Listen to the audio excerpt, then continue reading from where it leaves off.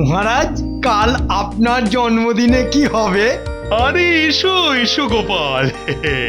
আরে তোমার জন্যই তো অপেক্ষা করছিলাম। তা গোপাল, শুনলাম তুমি একটা বড় মেলা থেকে ঘুরে এসেছো। তা আমার জন্য কি এনেছো শুনি? এই মরেছে। কি এনেছি? কি এনেছি? কি কি হ্যাঁ হ্যাঁ মহারাজ, ওই একটা দারুণ সুন্দর ফুলদানি আপনার জন্য এনেছি মহারাজ। ফুলদানি? ওটাই বোধহয় মেলায় সবচেয়ে কম দামি, তাই। দাও দাও তাহলে দেখি ওটা কেমন দেখতে। না না না, আজকে তো ওটা আমি আনিনি মহারাজ, কাল আমি ওটা আপনার জন্য নিয়ে আসবো। তা বেশ বেশ। আর শোনো সবাই, আমি এখন একটা আনন্দের খবর ঘোষণা করব। কাল আমি একটা ভোজন উৎসবের আয়োজন করেছি। সেখানে সবাই সকাল সকাল চলে আসবে কিন্তু। কাল শুধু খাওয়া দাওয়া আর আনন্দ। কেমন? হঠাৎ ভোজনোৎসব কেন মহারাজ? আপনি কি কোনো গুপ্তধন পেয়েছেন? গুপ্তধন?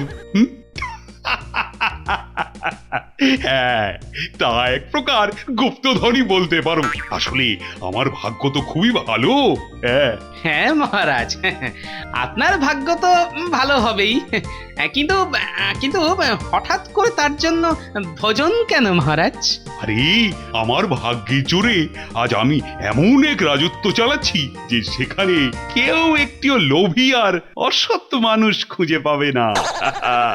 তাই তাই আনন্দে আমি উৎসব করব। হ্যাঁ? মহারাজ দেখছি চোখ থাকতো অন্ধ। মহারাজের পাশে এমন একখানা বড় উদাহরণ থাকা সত্ত্বেও উনি এরকম কথা বলছেন। কি হলো গোপাল? আহ, কি এত ভাবছো বলো তো?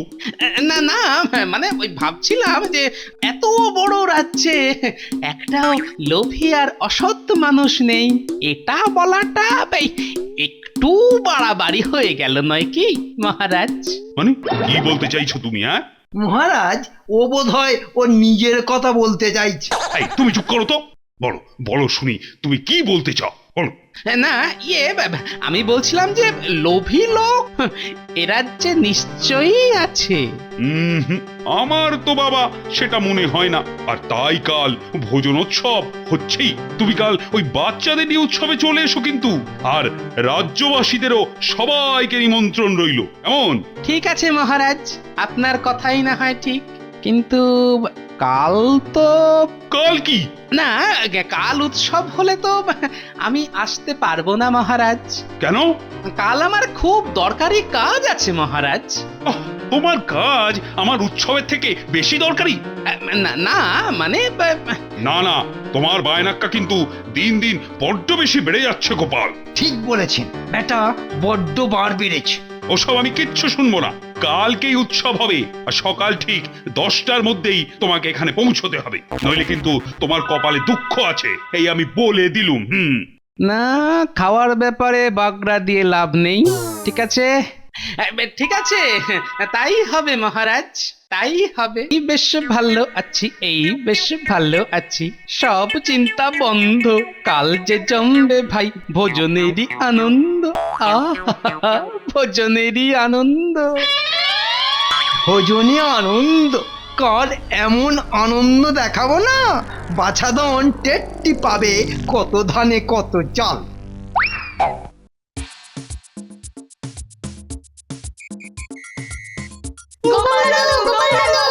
আরে তোদের কাছেই তো যাচ্ছিলুম রে। কেমন আছিস তোরা সব?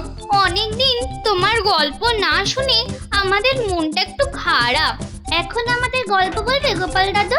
আরে তোদের জন্য ডবল মজার খবর নিয়ে এসেছি রে।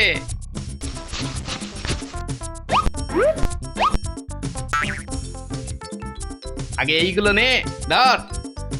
তোদের জন্য মেলা থেকে নিয়ে এসেছি। কি সুন্দর! আর কি মজার খবর গোপাল দাদু? শোন, কাল মহারাজ ভোজন উৎসবের আয়োজন করেছেন, সেখানে দারুণ দারুণ সব খাওয়া দাওয়া হবে আর আমার গল্প শুনতে পাবি। তাই? এখন আমার একটা কাজ আছে বুঝলি, আমি যাই। কাল সকাল সকাল উৎসবে চলে আসিস কিন্তু। কি মজা, কি মজা! আসবো।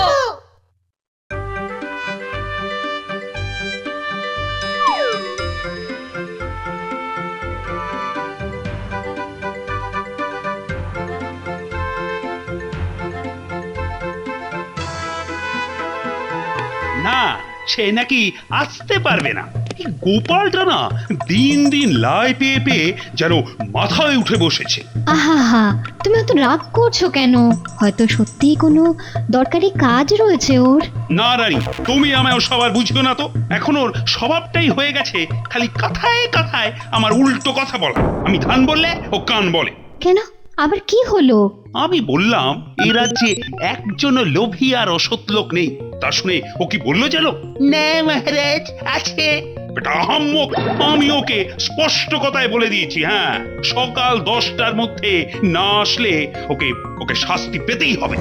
শাস্তি তো পাবেই, বেটা ভাঁড়কে এমন শাস্তি পাবো যে কেঁদেও কুল পাবে না। আমাকে ডেকে পাঠিয়েছেন মন্ত্রীমশাই? হ্যাঁ হ্যাঁ সেনাপতি, একটা জরুরি দরকারে তোমাকে ডেকেছি। আজ্ঞা করুন মন্ত্রীমশাই। আপনি একদম চিন্তা করবেন না, সব কাজ একদম ঠিক ঠিক হয়ে যাবে। ঠিক আছে, যাও।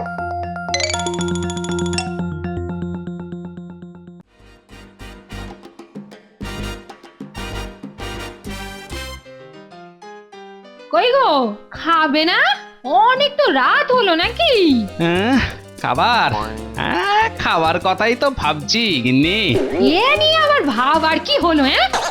না মানে ওই ভাবছিলাম যে তোমার হাতের ওই একই রান্না খেয়ে খেয়ে ওই মুখে কেমন অরুচি ধরে গেছে। মুখটা এবার একটু পাল্টাতে পারলে ভালো হতো, বুঝলে গিন্নি? মানে তুমি কি এই বয়সে আমায় ছেড়ে আমার নতুন করে বিয়ে শাদী করবে নাকি গো? মা গো, আরে বাবা, তোমার কি মাথা খারাপ হয়ে গেছে গিন্নি? আরে ওসব কিছু নয়, কাল মহারাজের রাজসভায় ভুরি ভোজনের আয়োজন হয়েছে গো। মাছ, মাংস, পোলাও, মিষ্টি, নানান রকম রান্না হবে। আমার তো এখনই জিভে জল এসে যাচ্ছে। তোমারও নেমন্তন্ন আছে সেখানে। ও তাই বলো? আর এই ফুলদানিটাও মহারাজকে দিয়ে দেব, না হলে মহারাজ বুঝতে পেরে যাবেন সত্যি সত্যি ওনার জন্য কিছু আনতেই ভুলে গিয়েছিলাম। তুমি আমার আগে ভাগে বেরিয়ে যাচ্ছ কেন? এই এই, আরে বাবা, তোমার সাজের জন্য অপেক্ষা করতে হলে ওখানে আমার সাজা পেতে হবে গিন্নি। তুমি শোনো শোনো শোনো শোনো, তুমি সাজগোজ সেরে আস্তে আস্তে এসো, বুঝলে? আমি ততক্ষণ এগিয়ে পড়ি। মরণ, ভাবলুম একসাথে যাব, তা না। গিন্নি, তুমি হলে আমার অর্ধাঙ্গিনী। শরীরের অর্ধেকটা যদি এগিয়ে যায় তাহলে বাকি অংশটাও সেই টানে তাড়াতাড়ি চলে আসবে, বুঝলে? আমি চলি। তাড়াতাড়ি করো সবাই, তাড়াতাড়ি করো। কি সব ঠিকঠাক চলছে তো মন্ত্রী? হ্যাঁ মহারাজ, আপনি কোনো চিন্তা করবেন না, আমি তো আছি। খেয়াল রাখবে সময়ের মধ্যেই যেন সব রান্না বান্না তৈরি হয়ে যায়। ও এসে গেছে তোমরা, বাবা। হ্যাঁ, কিন্তু গোপাল তো এখনো এলো না, দেখি ওদিকে গিয়ে।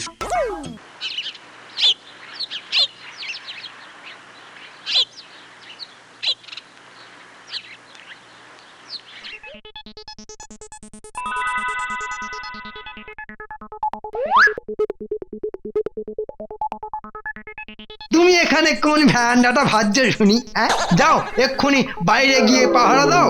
যা বলেছি সব কাজ যেন ঠিকঠাক হয়। যে আজ্ঞে মন্ত্রী মশাই।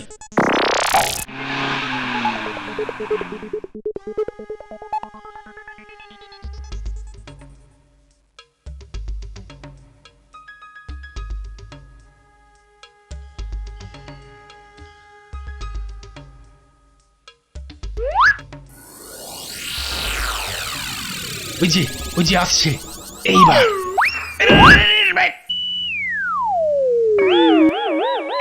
এই যাক, এটা ভাঙেনি, বাঁচা গেল। কলার খোসা। বাঁদরগুলো দেখছি আজকাল রাজপ্রাসাদের সামনে বসেই কলা খেতে শুরু করেছে। এ বাবা, ইস, কাদা তো জামাই একদম লেপটে গেছে দেখছি। এ বাবা, দফা তো একদম রফা। রাজপ্রাসাদে গিয়ে দেখছি ভেতরে চান ঘরে গিয়ে একবার চান করে নিতে হবে তাড়াতাড়ি। কোথায় যাচ্ছ গোপাল ভাঁড়?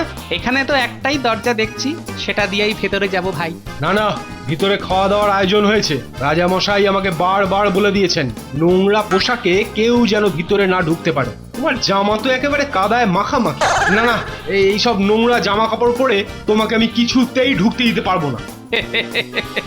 এ আবার কোনো একটা সমস্যা হলো সেনাপতি? এই দেখো,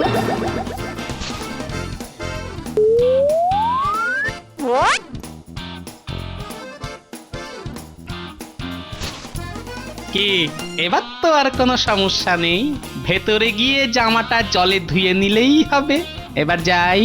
না না না, এভাবে কিছুতেই ঢোকা চলবে না। আজ ভেতরে ভোজন চলছে, সেখানে খালি গায়ে ঢোকার কোনো অনুমতি নেই। রাজামশাইয়ের বারণ আছে। আরে বাবা, আমাকে সেখানে সবাই চেনে, হ্যাঁ? কেউ কিচ্ছু মনে করবে না।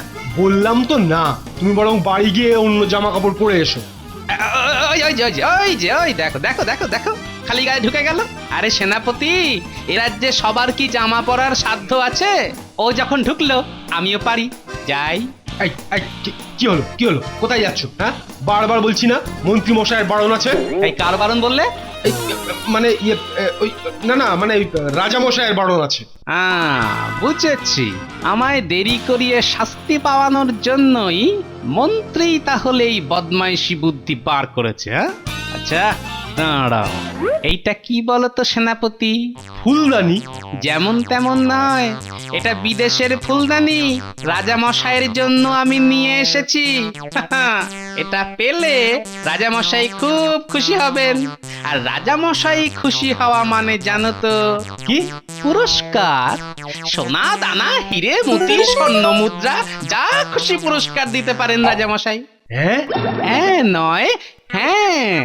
আর তুমি যদি এখন আমায় ভেতরে ঢুকতে দাও, আমি কথা দিচ্ছি আমি যা পুরস্কার পাবো তার অর্ধেক আমি তোমায় দিয়ে দেবো। তাই? হ্যাঁ ভাই, অতি অবশ্যই।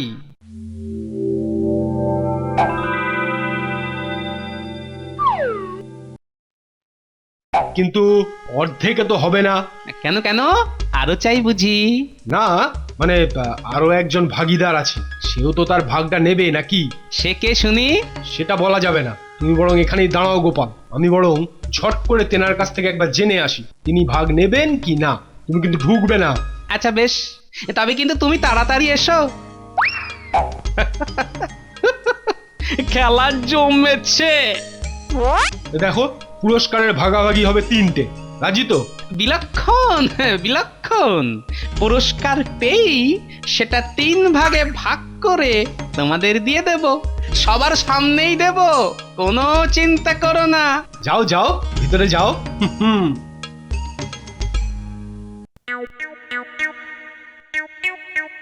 এই যে গোপাল এসে গেছে।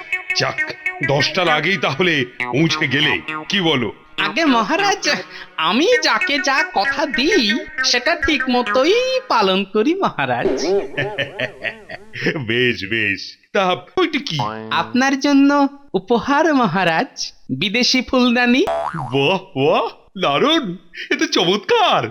আমি নিজে হাতে এটা আপনাকে দেব মহারাজ। না না না না না না, আপনাকে উঠতে হবে না মহারাজ, আপনি বসেই থাকুন।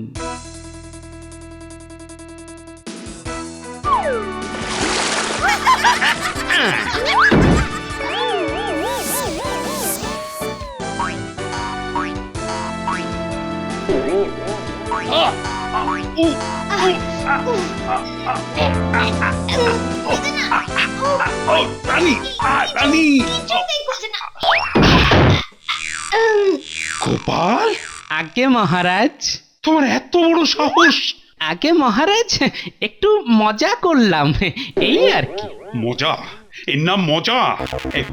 এক্ষুনি সবার সামনে 300 বার কান ধরে ওঠবস করো, আর আর আর আর আর 30 টাকা জরিমানা দাও। পরে পরে তোমার 3 বছরের জেলের ব্যবস্থা আমি করছি।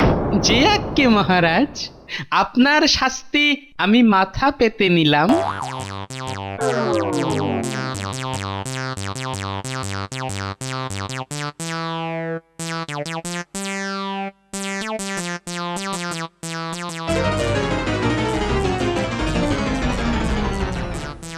কি হলো গোপাল? মাত্র 100 বার উঠবোস করে থেমে গেলে কেন? হ্যাঁ, করো। কিন্তু 300টা করে ফেললে তো কথার খেলাপ হবে রাজামশাই। আমি যা পুরস্কার পাবো তার 3 ভাগের 2 ভাগ তো সেনাপতিকে আমার দেওয়ার কথা মহারাজ, তাই না সেনাপতি? কি বলতে চাইছো বলো তো তুমি? সেটা সেনাপতিকেই জিজ্ঞেস করুন মহারাজ। সেনাপতি? মানে আজ্ঞে মহারাজ, ইয়ে মানে থাপ্পড় দেবো তোর কানে একটা। বল বেটা বল।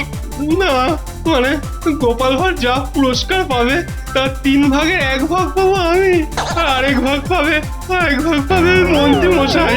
উনি আমাকে সব শিখিয়ে দিয়েছিলেন মহারাজ। গোপাল রাজপ্রাসাদে বাইরে আসলেই কলার খোসাটা ওর পায়ের সামনে ফেলে আচার খাওয়াবে, আর কিছুতেই বেটাকে ঢুকতে দেবে না। দেরি করলেই মহারাজ ওকে শাস্তি দেবেন। ব্যাস, কাজ হাসিল। বুঝেছো? সব যেন ঠিকঠাক হয়, তাহলে 5 টাকা পাবে। মন্ত্রী, তারপর? বলছি মহারাজ। মন্ত্রী মশাই, গোপালকে ঢুকতে দিলে ও ওর পাওয়া পুরস্কারের 2 ভাগ আমাদের দেবে। গোপাল মহারাজের দেওয়া পুরস্কারের 3 ভাগের 2 ভাগ আমাদের দিয়ে দেবে? ওরে বাবা, সে তো অনেক স্বর্ণমুদ্রা। হ্যাঁ, এ সুযোগ কিছুতেই ছাড়া যায় না। গোপালকে ঢুকতে দাও। যা বললাম তাই করো, তাহলে কেউ কিচ্ছুটি টেরও পাবে না।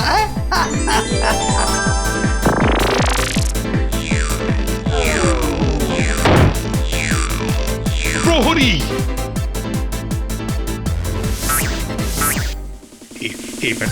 এই বেটাকে চ্যাংদোলা করে এখান থেকে নিয়ে যাও, আর ওর জ্ঞান ফিরলেই আমাকে খবর দেবে। আর এটাকেও গারদে পুরো, আমি পরে ওর বিচার করব।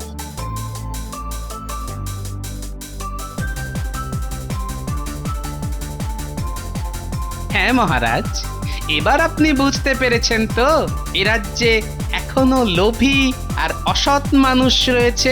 আরে হারে বুঝেছি। আমি এতদিন অন্ধ হয়েছিলাম, তুমি আমার চোখ খুলে দিলে গোপাল। চলো চলো, আজ সেই আনন্দেই ভুরি ভোজ করা যাক। চলো সবাই, চলো।